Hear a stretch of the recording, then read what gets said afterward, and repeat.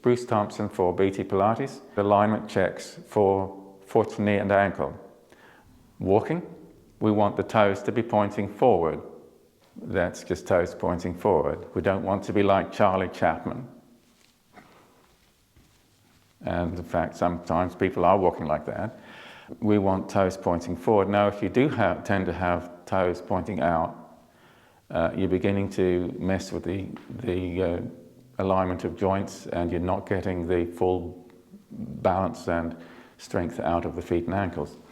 To correct this, just walk a line as though on a tightrope. And just keep a little bend on the hips and the knees, keep the back straight, and walk a tightrope. The knees are wide. It's very hard not to have knees wide. And as you're doing that, push into the balls of toes, the middle of toes and pads of toes, so there's 15 points of contact in your forefoot. You can do this with a hand on a wall, and makes it really easy. So, place, place, place. Forefoot, 15 points of contact, push into the ground. The knees are a little bit wide. Be especially careful to get the weight into the ball of big toe. Next exercises apply to lunge, a forward lunge onto the front foot.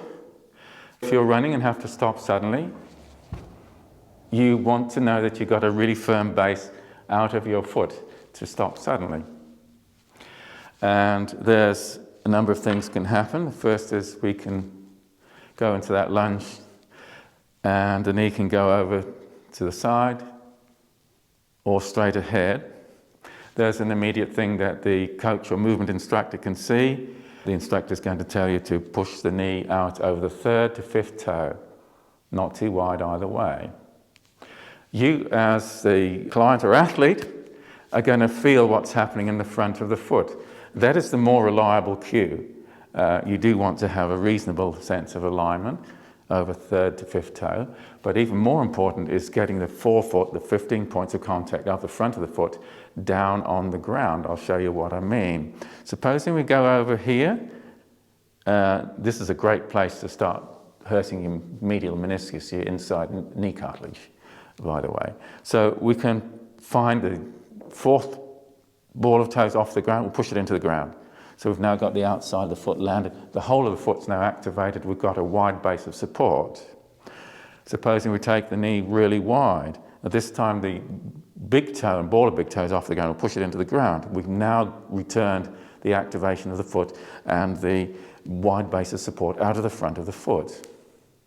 And so you can practice keeping 15 points of contact, pads of toes, middle of toes, balls of toes, into the ground.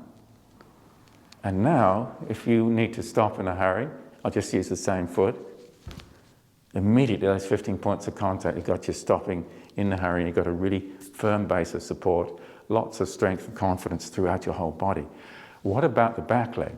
Now, for the back leg, we're just going to do that like a yo-yo up and down with the body. Both knees bend as we go down. You can see the back ankle is lifting as we go down. And this knee also wants to be pointing towards third to fifth toe.